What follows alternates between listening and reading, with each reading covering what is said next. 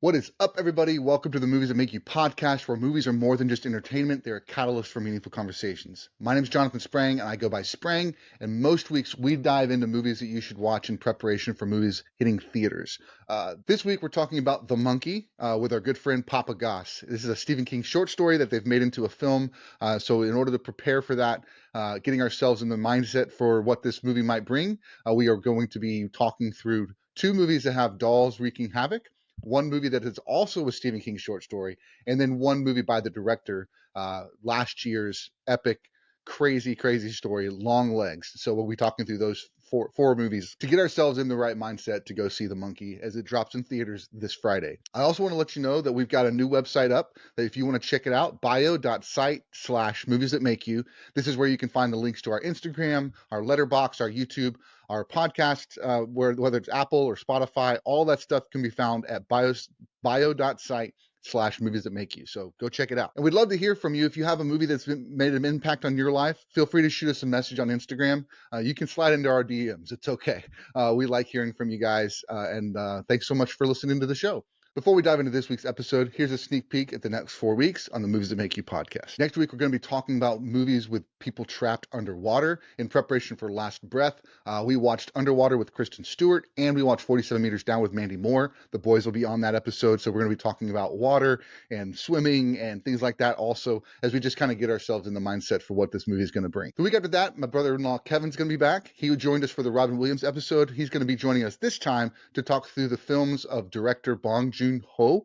He's got a new movie called Mickey 17, which looks fascinating. We're going to talk through 3 of his movies, one of them being his Oscar award-winning Parasite. Week after that, we're going to be talking about Spies and Soderbergh. The Black Bag comes out that week, and so we're going to be talking through these movies that have to do with spies and couples, and also one of the Soderbergh films that just released this year called Presence, and a couple of other ones we'll bring up as well. The week after that, we're going to be talking about Snow White movies in preparation for Disney's live-action Snow White film. We watched the original animated film. We watched Mirror Mirror with Julia Roberts and Lily Collins. And then we also watched Snow White and the Huntsman with Kristen Stewart and Charlize Theron and Chris Hemsworth. So we're going to have a lot of fun on that show. Kristen's going to be with us. The boys will be with us. It'll be a family affair. Hope those episodes excite you. So without further ado, let's get to the podcast. We are back with another episode of the Movies That Make You podcast. I am Sprang, and I'm joined by my good friend, POPpaGoss. What's up, brother? What's up, my friend? How you doing? Doing well. Week's going well. Work's going well. Kids are doing well. It's a good week. We went to a concert last night with the kids, and so that was a lot of fun.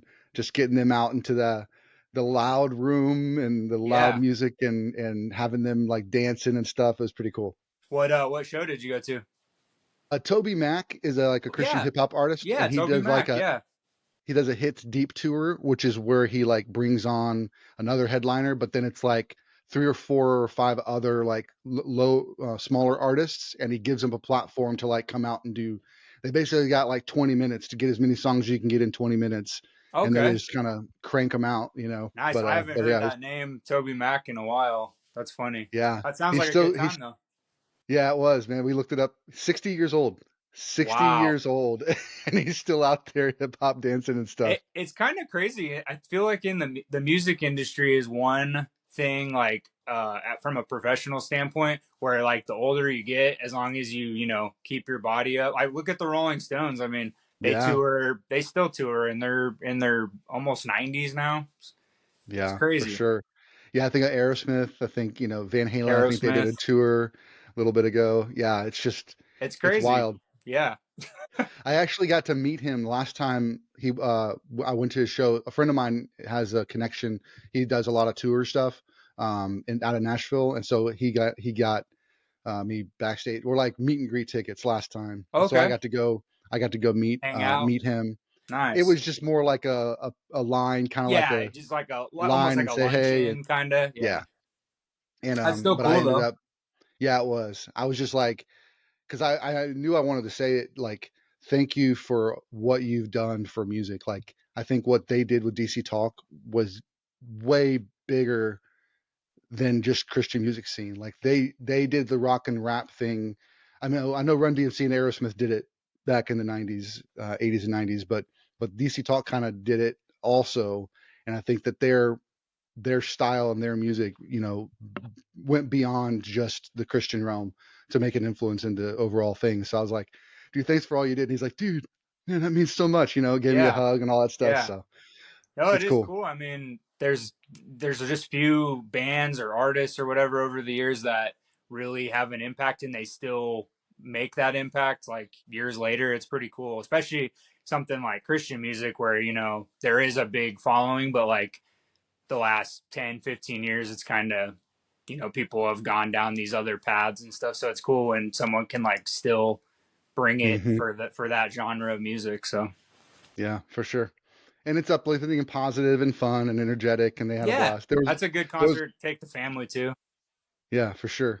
The next concert we're taking them to is Nelly and Ja Rule. So that's we're gonna Dang, go to the other end of the spectrum. that But is yeah, crazy. we like saw that they were coming to town. It's like, why not? We're gonna get Yeah. lawn seats. We're just gonna hang out. If we get too crazy, we'll just, hey, we're gonna head out.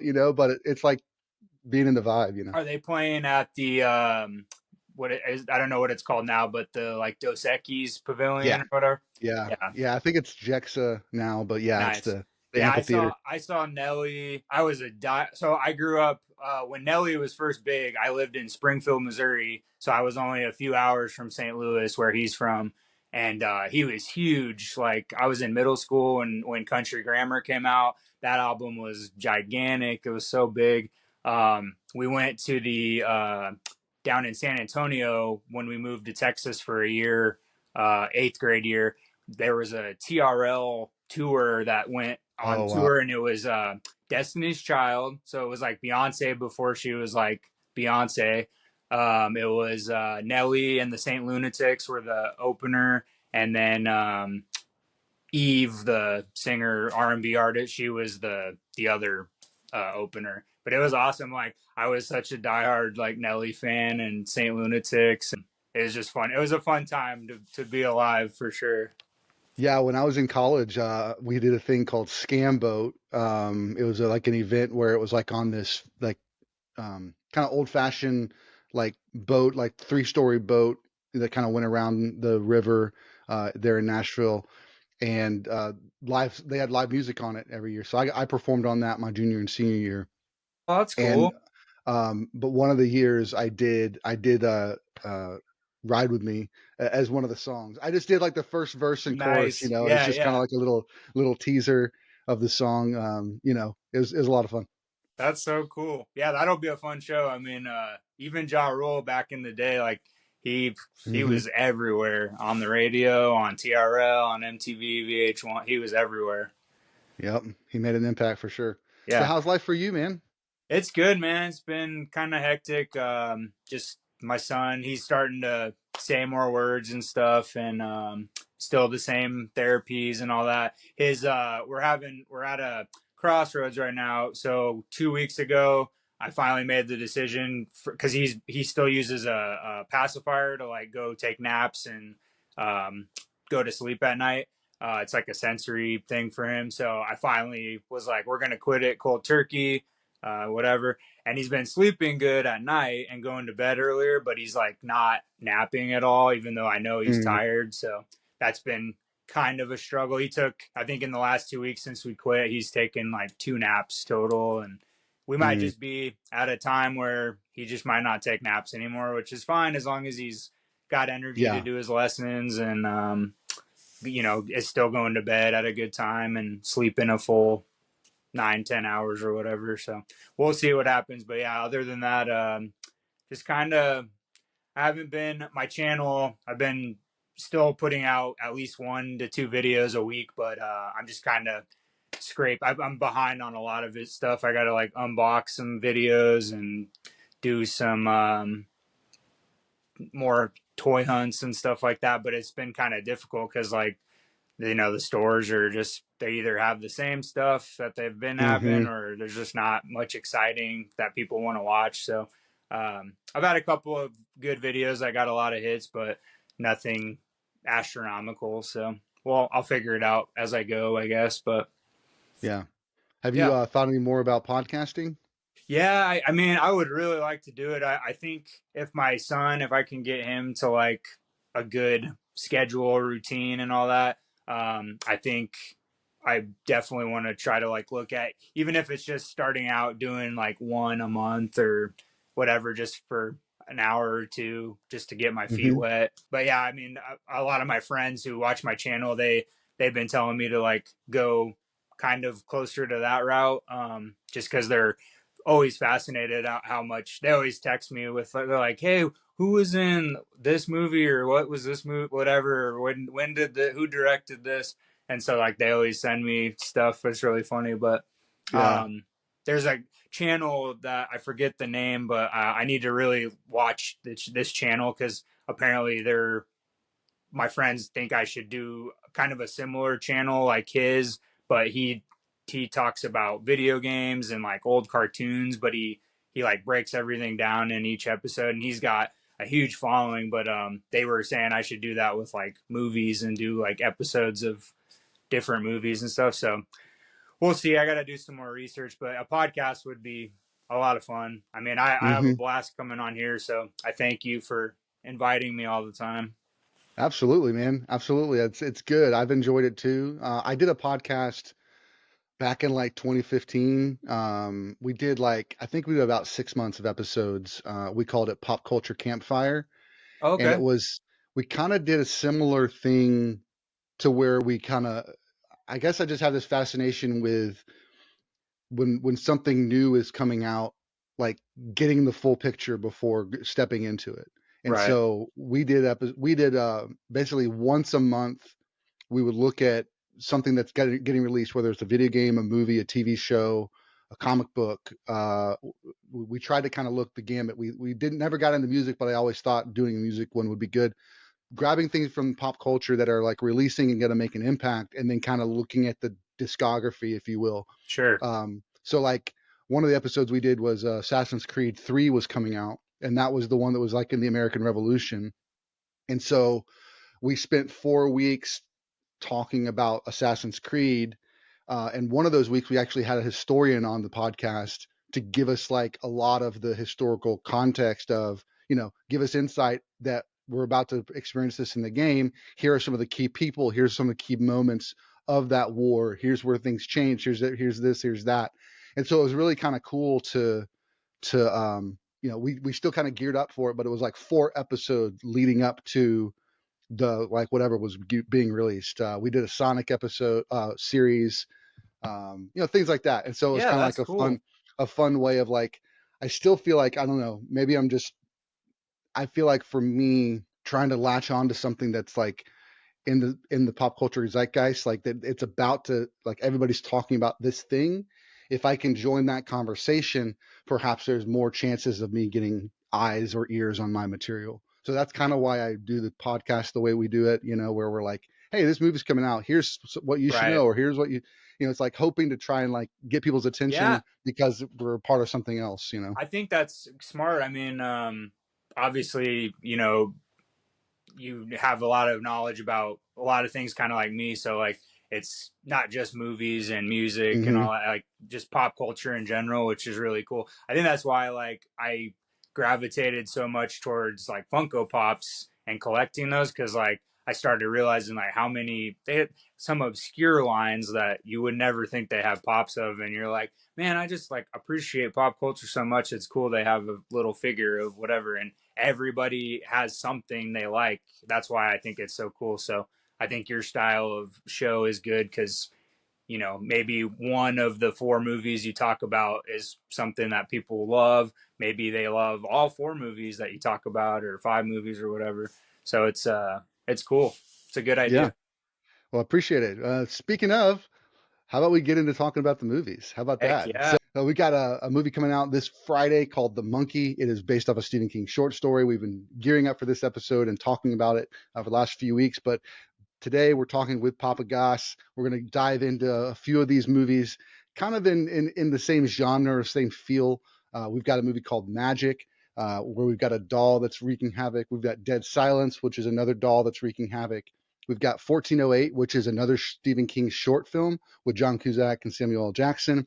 And then we're going to talk about Longlegs because Osgood Perkins directed that. It hit everybody really big last year, and he is the one that is directing The Monkey. So let's get into these films. Tell me tell me what you know and recall about Magic. So Magic, I remember seeing the cover of it. I had never heard of it, but I was working at the video store, and I worked there for 7 years. But we got obscure DVDs and Blu-rays, stuff like that. I don't believe it ever got released on Blu-ray, but the DVD was really hard to find, so we ended up getting a used copy that came in, and I rented it from work, took it home, watched it because I saw it, a young Anthony Hopkins, and it was a Yeah. 70s movie, and I saw he had a doll on the cover, and I was like, what is this movie? But just really awesome. So after watching it that first time, this was probably 10 years ago or so, uh, I thought it was a really good movie. I mean, especially for the 70s. I wouldn't say it's not really a horror movie per se. It's more of like Right. and I mean, I guess you could kind of call it a little bit of a thriller just because of some of the scenes in it and stuff. But it's really just kind of like almost a movie on, split personality disorder. And they don't specify that in the movie. Like, they don't say that that's what it is, but that's what Anthony Hopkins' character is basically going through. So um, it was I had to do some digging after I watched it because I was like so interested. I found it very fascinating. It was directed by Sir Richard Attenborough, who, for all of Mm-hmm. you listeners, know him as Dr. Hammond in Jurassic Park. His brother is like the voice of Nat Geo specials and Planet Earth and all that stuff. Very distinct voice, but he's had a huge impact on Hollywood, not only as an Mm-hmm. actor, but as a director. I mean, he gave us two of maybe the most legendary biopics of all time with Chaplin, which got Robert Downey Jr. an Academy Award nomination, and then Gandhi, which just like Mm-hmm. shattered records, won a bunch of Oscars, including Best Picture, Best Director. And he has a knack for stuff like that. So I found that fascinating, that of all Mm-hmm. people who you would think you wouldn't have thought it was a big name person who directed Magic, but Richard Attenborough did. And it's a young Anthony Hopkins. This is before he was catapulted into huge roles. He was, he hadn't done Silence of the Lambs yet. I think it was a few years later after that. Mm-hmm.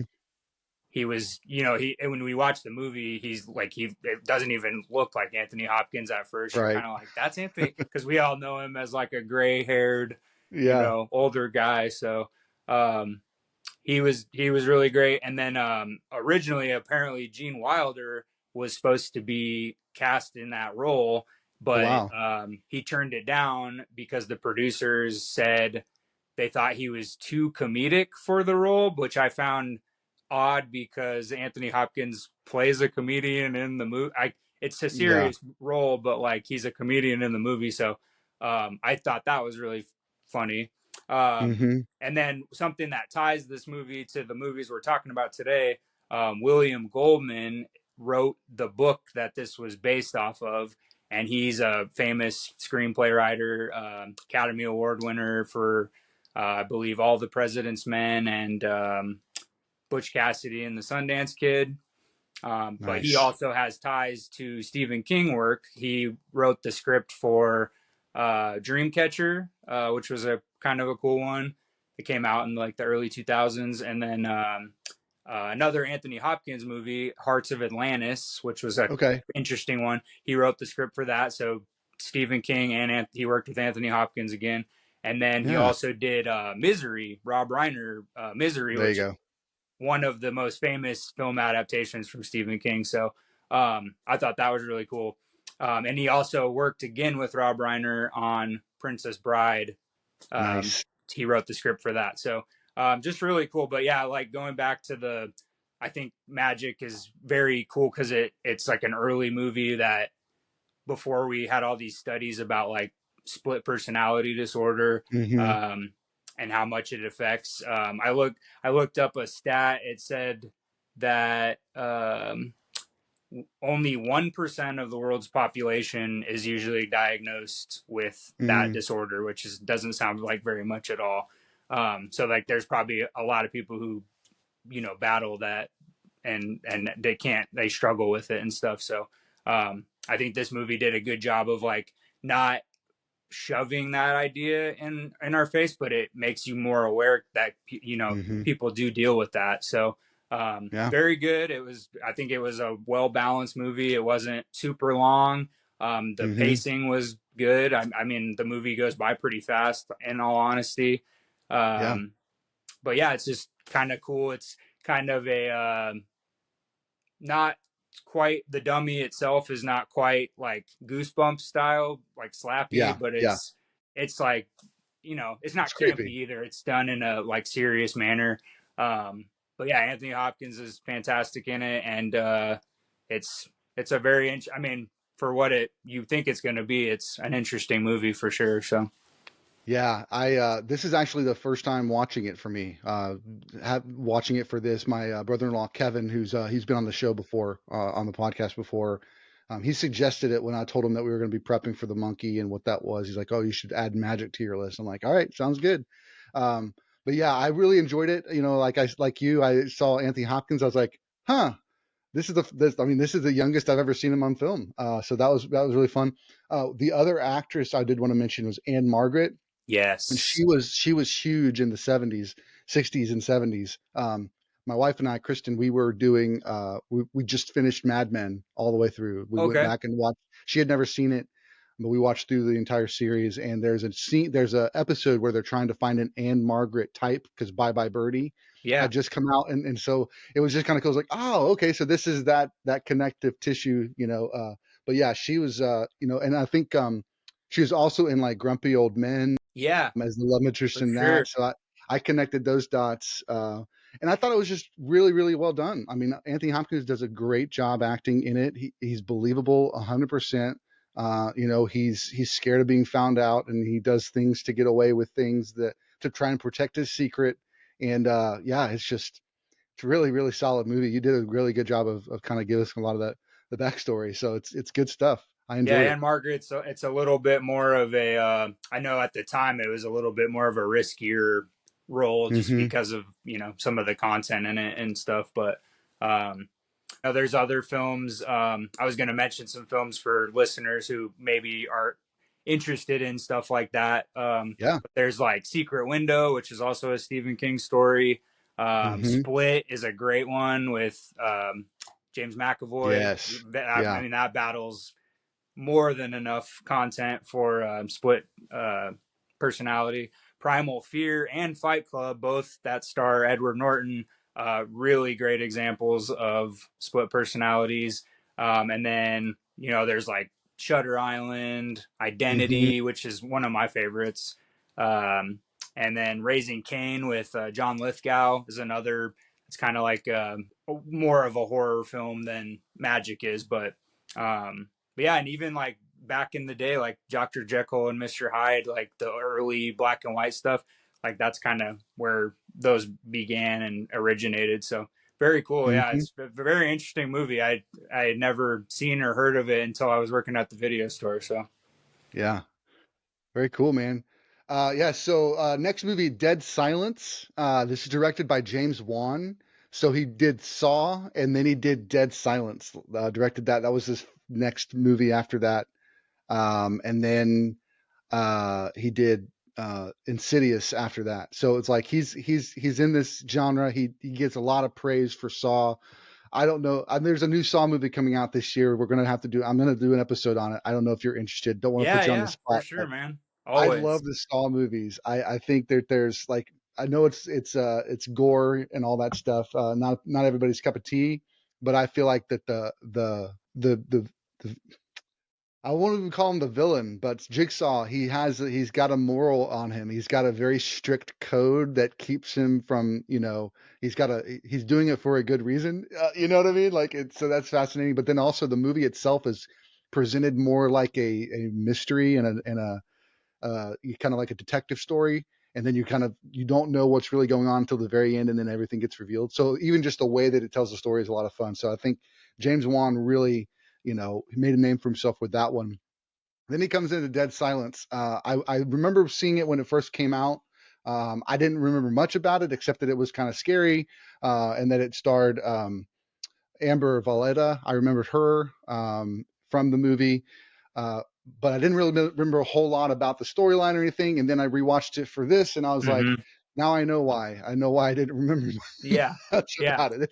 It's not a great movie. It's not a great No, movie. it's weird too, like because all those movies you mentioned, how, like what a start to your career, but like you got to kind of do. He probably had a deal because Saw Mm-hmm. did so well as an indie hit. They were like, "We'll do this movie, and then we'll give you more money to do Insidious or whatever it is." So, Mm-hmm. but yeah, Yeah. I'm with you. I rewatched it again, and I was like, man, I don't remember it being this silly. Yeah. But it even starts, I mean, even the, like, I just knew like, as soon as the first actors were on the screen, I was like, okay, I know what this movie's gonna be, and it's not gonna be like what I was expecting, even on a rewatch. But I mean, it definitely follows this idea that this doll is bewitched, or is this doll is haunted, and if he gets delivered to you, then you're gonna be killed, and so then it's kind of following the hijinks of that throughout the movie, the different characters getting killed off, and that's pretty much the movie. Any other thoughts about Dead Yeah, Silence? well, and not only did it like that era launch James Wan's career, but his buddy Lee Winnall, who just Oh put yeah. out The Wolfman, that's in theaters now.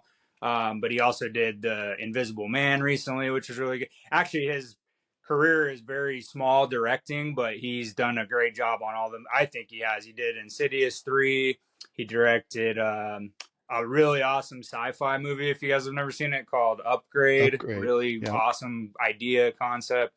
But yeah, they met at film school in Australia, came out to LA together, and then obviously groundbreaking the Saw franchise. Redefined what the horror genre was at the time, and it's still doing it to this day. And it launched both of their careers. So now we have the early days, including Dead Silence, to thank for Yeah. building James Wan, and now James Wan goes on. He doesn't always do horror now, but he Mm-hmm. produces a lot. But he also did like Fast and the Furious 7 or whatever, and the both the Aquaman movies, and one he's one of only few directors that has two movies that have made over $1 billion at the box office, which is Furious 7 and the first Aquaman. So very impressive, especially coming from a guy who mainly does horror. Mm-hmm. But I love both those guys, even with Dead Silence in there. Rewatching it, like it's and I think for our listeners, I think you definitely, if you've never seen it, I would highly recommend watching it because it's kind of just like a fun one you can watch with whoever. That now, Magic wasn't so much slappy from Goosebumps, but Dead Silence is definitely more Yeah. slappy from Goosebumps. Um, there's some cool imagery. James Wan he has this knack for doing. He does really good with like silhouettes, or there's a being, but like very minimal light, but just enough light to like see the actors or the creature, the being or whatever. So he does a really good job of that. I have to point out Timu Guy Pierce, aka Donnie Wahlberg. He in that movie, like I rewatching it, I forgot he was in it first off, but Yeah. watching it, I was like, I think he's trying to imitate like really awesome Guy Pierce roles. Right. I Yeah. just got that vibe, but he was being real cheesy about it. So that stuck out to me because it's really funny. But yeah, so Dead Silence. There's actually two phobias that deal with dolls. There's automatonophobia, which is a phobia which causes excessive anxiety and stress around human-like figures. So ventriloquist dummies, wax figures, mannequins, robots, stuff like that. So that this movie really hits those people hard. And then there's pediophobia, which is pretty much the same thing, but it's also the fear of the same stuff, but they just have two different names. So, um, and then also James Wan is really good. He has these shots that he does. He did them in the first. Well, I know he did him in the Saw movie. I think I've seen him do it in a couple of his other films, but he does a thing where he like I don't know what if it has a name or anything for the shot, but when there's like violence or gore on the screen, he will um, he won't linger around it too long. It's almost like he speeds up the shot, um, just because he doesn't want to like focus wholly on the like fully on the gore and the violence, um, to do that. So I just think he's the master of suspense. Hmm. He does like him and Jordan Peele. I think in this era are two of the best at like creating suspense. Doing Dead Silence didn't have a lot of that, but like all his other work in Yeah. horror is just like the Conjuring movies, the Insidious. He just has the he uses music to kind of scare us, make us unnerved. A lot of string instruments, which is I mean that's my weakness in horror is like anytime you put crazy string progressions Yeah. together in a creepy manner is like it's okay with me. But yeah, Yeah. overall, I mean, fun movie, silly. I highly recommend at least watching it once in your life if you have nothing else to watch. So Yeah, for yeah, sure. No, I agree. Like James Wan, I was going to mention it, but you just did the Conjuring series. I mean, he's given us so many like franchises, like not just a movie, just like franchise after franchise, which is just crazy. And to get the opportunity as an indie horror director to do those big blockbuster films and to do them well, and I think he was you know, his Fast movie was great, so much fun. I think he really showed that he just has a good knack for directing, and it doesn't matter the genre; he can do anything. So excited to see what he does in the future for sure. absolutely. Very cool. All right, so next movie we're going to talk about 1408. Like I said, this Stephen King short story that ends up being made into this film. Stars John Cusack as a author. He wrote a novel, didn't do well, so he bailed on that and started basically going to debunk haunted houses, haunted mansions, haunted forests, haunted whatever. He just writes books now where he travels around and get looks at all these different spots that people say are haunted, and then he writes about how they're not and debunks them in his books. And then it's like you can take a top 10 haunted houses series, and he's just going to tell you where to go, tell you what to do, but he's not a believer. He gets a postcard that says, "Don't stay in 1408." So he decides he's going to go and debunk this one. Unfortunately, this one actually is haunted. So that's kind of setting up the story, the premise. It's really a one man show for the most part. Yeah, There's other characters that interact with him, but it's really John Cusack on full display.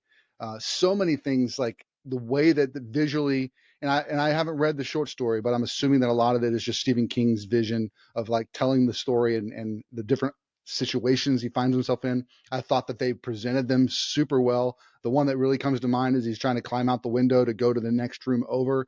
He gets out on the ledge and he's starting to move over, and then all of a sudden he looks and there's it's just nothing brick. there. There's Yeah, nothing.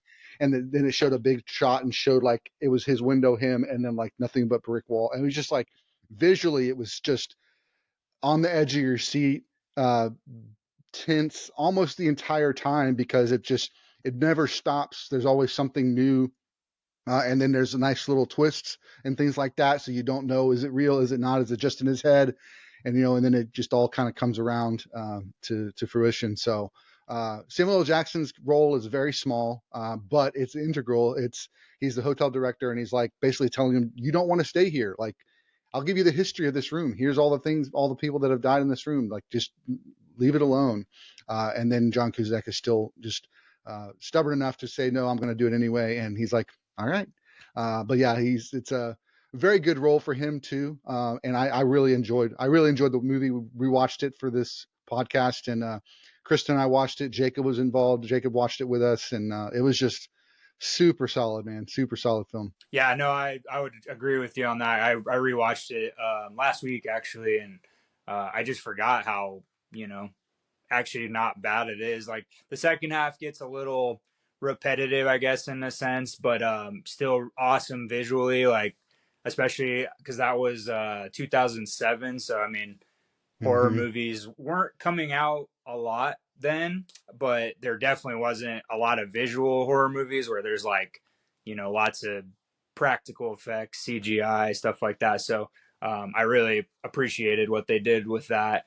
And Stephen King, I mean, you can't help but think of like the Shining. I mean, Yeah. Stephen King wrote that. I lived for 16 years in Colorado, and I went to Estes Park at the Stanley Hotel. I think I took the ghost tour twice because they have two different ones.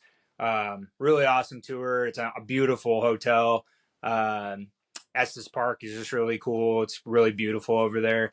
But Hmm. um, taking that tour and like I walked by 217 where Stephen King wrote The Shining in, but there was someone staying in there, so like we couldn't go in on the tour, otherwise they would have showed us that room. um, but they filmed Dumb and Dumber there years Yeah. ago at that hotel, and there's a story they tell you on the tour. Jim Carrey stayed in room 217, but he was only in there for like a couple hours, and he came running down to the front desk and he said, "Get me somewhere else, like right now." But Wow. he won't tell anyone to this day what happened in there in that few hour span. So um, it's just crazy. But you got to think Yeah. like 1408 was probably, birthed in writing The Shining and staying Yeah. in the Stanley Hotel, just because all the weird stuff that happens. In the movie, I looked this up. There's a line that Cusack says. He says, "Hotel rooms are just naturally creepy places, don't you think? I mean, how many people slept in that bed before you? How many of them were sick? How many of them were sick? How many were losing their minds?" And Stephen King apparently wrote that as his like note for 1408. I guess if you read in like the foreword or whatever, and it was in a compilation of short stories, but that is like so true because I mean, hotels. I've stayed in a lot of hotels throughout my life, as I'm sure you have as well, and they are. I mean, they are kind of creepy. And I feel like the higher up you get at a hotel, the more creepy and scary it can be because if something bad happens, like a fire or flooding or you're a killer or whatever is up there, I feel like you're pretty much trapped because I mean, there's probably not a lot of ways to like get out of there Yeah. alive. So I think hotels are kind of creepy when you think about it. That the smaller ones aren't too bad, but yeah, like the hotel he was staying at, obviously it was in New York City in the movie, and I can't help but think of the Cecil Hotel in LA when they had all the strange occurrences going on there Hmm. over the years. But the one that stands out is like the what was her name? Elisa Lamb, the little student that was there, and they found her in the water tank on the roof. Like they said it was like Wow. impossible to get up there. I think there's a Netflix documentary up there, but this Crazy. 1408 reminds me a lot of stuff like that when I see stories like that. Like what goes on? Like how is it so?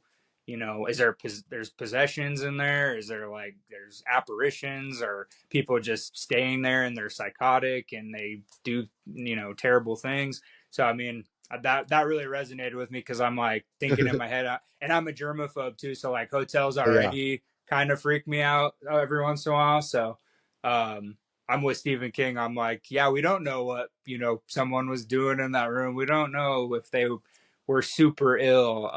We don't know any of that stuff. So it's Hmm. it's kind of gets under your skin a little bit. But overall, awesome film. Um, Another movie that's regarded as one of the better King adaptations, just because of Yeah. it's made better than some of the rest. But yeah, overall, I really enjoyed it. I think out of the ones that you picked for us to watch for the older movies, I think 1408 was the one I enjoyed the most rewatching because I just forgot how like cool the imagery was, and Cusack's awesome just because we a lot of us remember him from the 80s and stuff like the Hmm. John Hughes movies and comedies and stuff like that over the years. So it's kind of interesting to see him take on that. That's why I like Identity so much because he's in Yeah. that too, and he gives really awesome like heartfelt performances. So I enjoyed Absolutely. 1408 a lot. Yeah, for sure. I mean, I think of John Cusack. I think of High Fidelity. We just talked about it Yes, in the Valentine episode. It's my number five romantic movie of all time. so Like good. I just think his character is going through it, you know. But it's so authentic. It's so real, and he seems like such a normal dude. So when he's performing in these roles, it's like you can relate to him. So good stuff. All right, last one we're going to talk about today to prep for the monkey is Osgood Perkins' Longlegs. This came out last year.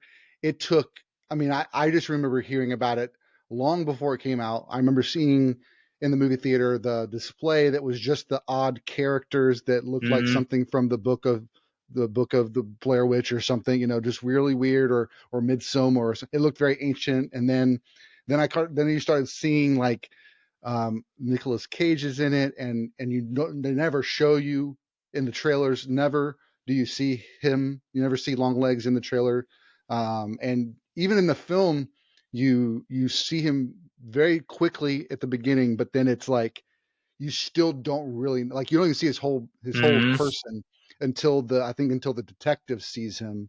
And one of the cool things I did want to bring up on that was that the actress that was in it, Micah Monroe, she also had not seen Nicolas Cage Hmm. at all until that interview scene. They wanted to kind of keep it raw and real, and she was all of her emotions, everything she felt was real. She just really physically, emotionally responded to seeing Nicolas Cage as Longlegs, and just creepy as all get out. One she The first time I ever met her or saw her on a film was a little indie film that's I think it's in my top five indie films list, and that is Follow It Follows. Oh man, so She was good. in that film. That's when I first saw her.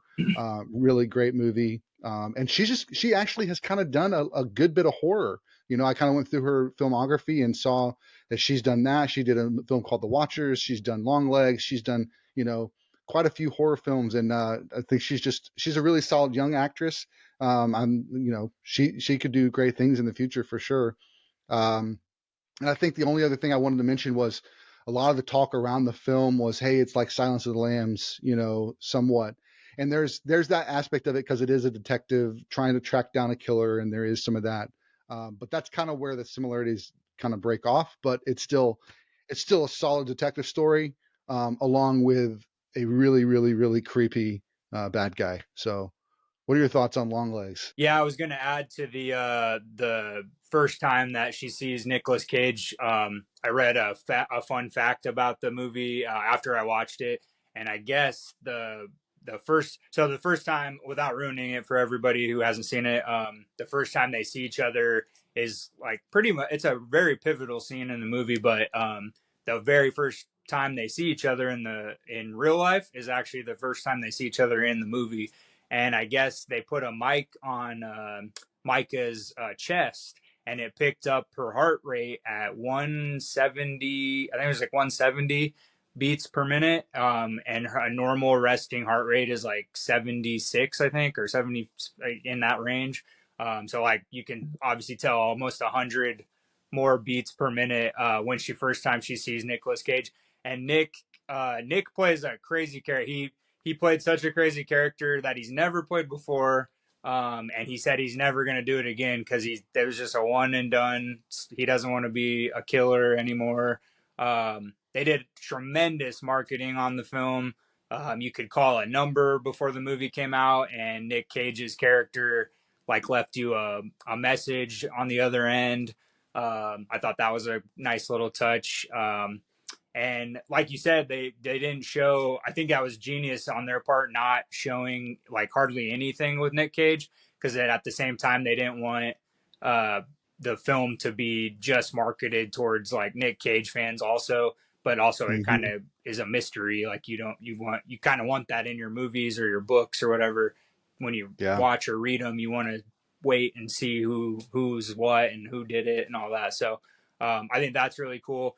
Um, Apparently Nicolas Cage, he's for all our listeners, he is extremely creepy. It's I mean it doesn't even look when you see him, it Yeah. doesn't even look or sound anything like Nicolas Cage at all. Um, Mm-hmm. I guess they took a lot of he based most of the character off of his real life mother. I guess she had battled like schizophrenia and depression and stuff like that as he was growing up. And a lot of his mannerisms in the film apparently were based off of how he viewed his mother. And then they kind of made him look they used for reference. They used a little bit of like Marilyn Manson Mm. vibes or whatever, I guess.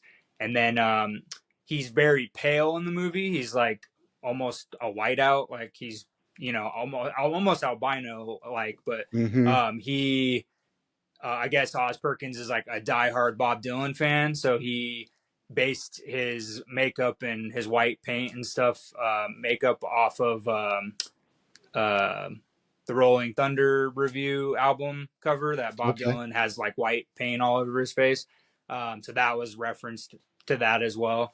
But yeah, just a super kind of unsettling. It's not like what you said. I mean, they kind of had everybody's in their head built up like this is going to be almost a replica of like of modern day Silence of the Lambs, but it's not it doesn't go down the same routes that like she's not Micah Monroe's not going to like talk to a killer in Mm-hmm. prison to find another killer. And then there's some awesome twists and turns in the movie. One thing I noticed, I don't know if this has, I don't know if this means anything on how Oz films his movies, but in the early scenes with Micah, um, the camera is pointed at like a slant, like almost like a child looking up at somebody. So I don't know if he did that intentionally because of how the film revolves around, all the disappearing Mm-hmm. or murdered or disappearing like young Children. girls. Yeah. So I Yeah. don't know if he did that on purpose and only did it on Micah just because she's a female character or whatever. But that was something that stood out to me when I was watching the beginning of the movie. I was like, I wonder if he did that on purpose because you don't see a lot of times where they shoot upwards like that at the main Yeah. people that are doing dialogue. So that was very interesting. Yeah, And I'd say if they do that, it's on purpose, right? Like you yeah, don't see yeah. it, they don't. It's not a choice. It's not just an accident. It's Well, very and I purposeful. yeah, Yeah. and I didn't see it. I obviously didn't see it later on in the film. Like I was looking out for that. That just stuck in the back of my Yeah. mind when I was watching the beginning, and then I later on in the movie I didn't notice it again. So I was like, maybe it has like meaning. The early parts of the film, she's trying to find the little girls. I don't know, but that stood Yeah. out to me from my viewpoint. Um, and then also for our listeners, really cool fun fact: Oz Perkins. He's done a few movies that were really great. He did The Black Coat's Daughter. He also did. I'm drawing a blank. His second movie he did was I can't remember. But anyway, he's done some good. Hansel and Gretel. Gretel Oh and yeah, Hansel. yeah, Gretel and Hansel or whatever. And then Yeah. he did another one too. But anyway, Black Coat's Daughter was really good. It had Emma Roberts and a nice young cast in it. Um, Actually, it had a girl who's in Longlegs for one scene. Who she's on the Sabrina the Teenage like the newer Okay. Netflix one. Yeah. She was her and Emma Roberts starred in his first movie. But an even Nice. cooler fun fact: Oz Perkins is the son of Anthony Perkins, the famous actor who, believe it or not, was in Psycho, Alfred Hitchcock's Psycho, which is an originator for a ton of horror to this day. So I thought Yeah. that was really cool when I found out who I noticed his name and I was like Perkins. That sound like that's a very odd like name that you wouldn't see in Hollywood a lot. So I looked it up and sure enough, he's the son of a legend in Hollywood. So I think That's that's really cool. amazing. But he's done great work. I can't wait to see The Monkey. I think Stephen King even put his review out of The Monkey, and he said it's bonkers and crazy, but Wow. it's in the best way you could imagine. So I can't That's wait. good. He's definitely a critic of the people that take his Yeah, properties and make them. yeah. If he doesn't like them, he is not shy of telling you.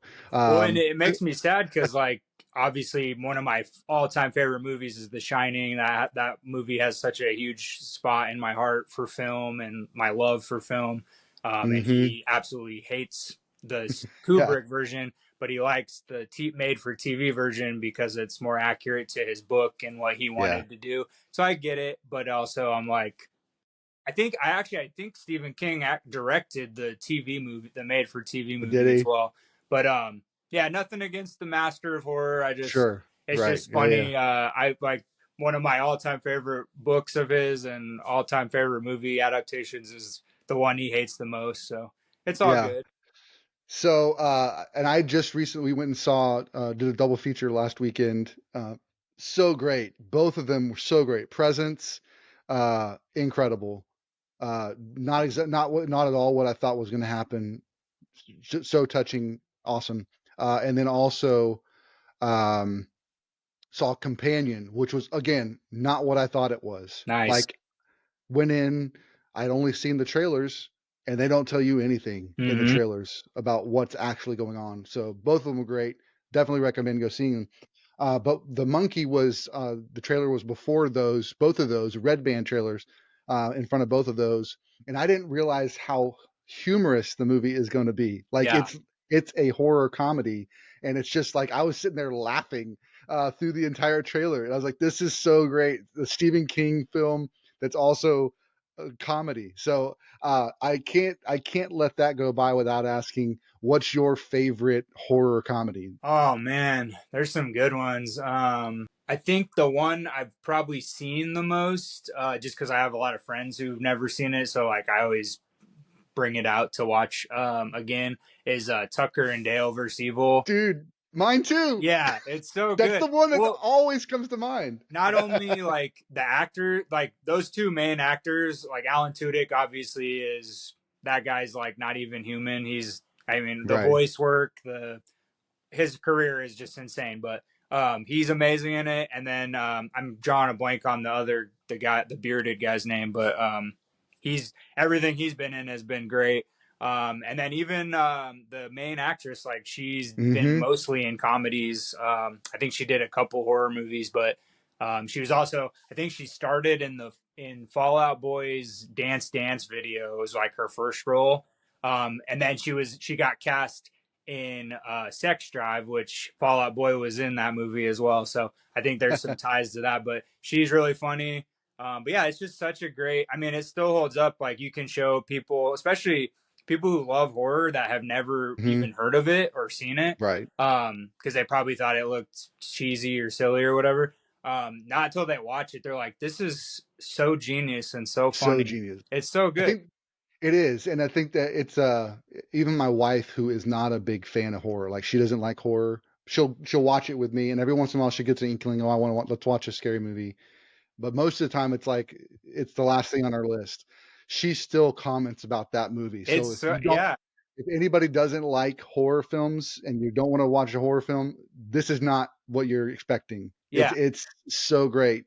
And it comes out of nowhere, and it's just like so amazing. All the things in it are just so great. Oh, so good, so Yeah, good. that So I'd say that one, and then if I had to pick a second one, it'd probably be I have to watch it again, but I loved it the first time I watched it. I think it was called like Murder Party, or okay, if you haven't seen that one, it's not very long. I think it's like an hour and a half long, but it's I forget the guy who did that one. He's famous for another indie movie. I want to say the same guy who did Murder Party did The Green Room, which I really okay, love. So yeah, yeah, I think yeah, it's the same guy, but Murder Party is really funny because it's just okay, that it's like way more. It's super gory, but it's like done in a such a humorous way. It's ridiculous. So I think that's how the monkey's going to be, honestly, from everything I've yeah, seen so far.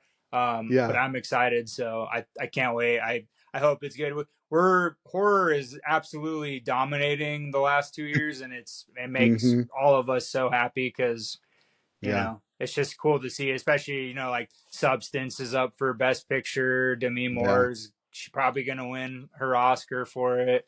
Mm-hmm. And it's just cool to see how far horror has come just the last few years. So Yeah, absolutely.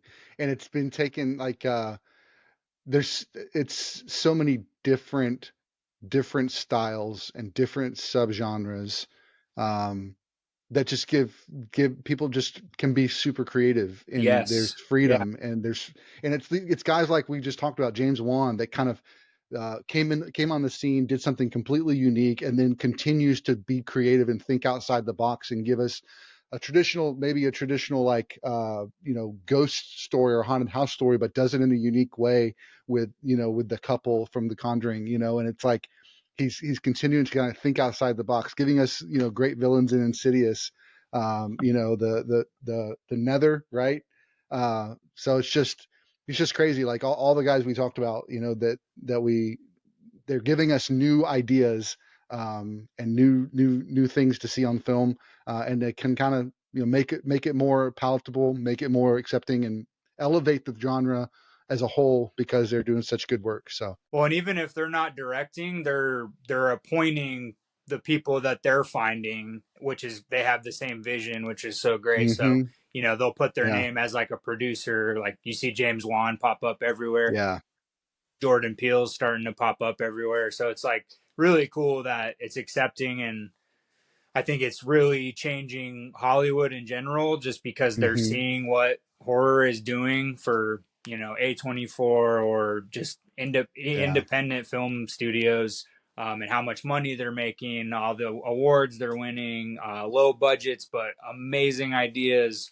Mm-hmm. They're finding these no name actors and actresses that are blowing up and doing stuff.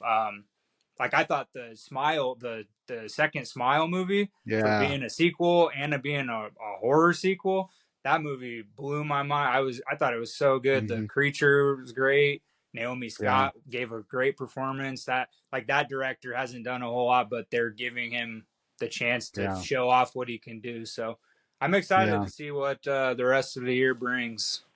Last thing I'll say, because you Yes, mentioned indie films, and excited about new genres, is they announced In Violent Nature 2 yes, yeah, next year. So it's just kind of bonkers to me. If you haven't seen it or haven't heard of it, it's a slasher film. Think Jason from Friday the 13th, but the entire movie is from the killer's perspective, yeah. and it's just an over the shoulder shot for the entirety of the Like a movie. video game style, basically. Yeah. Yeah. Yeah, and it's just visually, it's just beautiful. Like watching it is just like, because it's happening in the daytime. It's Hmm. like there's so many things about it that shouldn't compute, but because it's done the way that it is, it's like that was really intriguing, and I enjoyed watching it, even if it's not like your big slasher running and killing a bunch of teenagers. It was thoughtful, and it was presented in such a really solid way. So, Yeah, I agree. cool. Awesome, man. Well, thanks for joining us. And I mean, we're gonna have you back, so I'm excited to have you back again next time. But thanks so much for joining us for this one. Yeah, for sure, buddy. Thanks for having me. Thanks so much for listening and watching, everybody. We hope you enjoyed it. I know POPpaGoss and I had a blast chatting about these movies, and hope you enjoyed listening to it. So lots of fun to be on video with him, and just to be able to talk with him. He's such a cool dude. So be sure to check him out, Instagram and YouTube. We'll be posting all those links on Instagram this week, so you make sure you connect with him, because he is an awesome guy. So until next time, keep watching movies.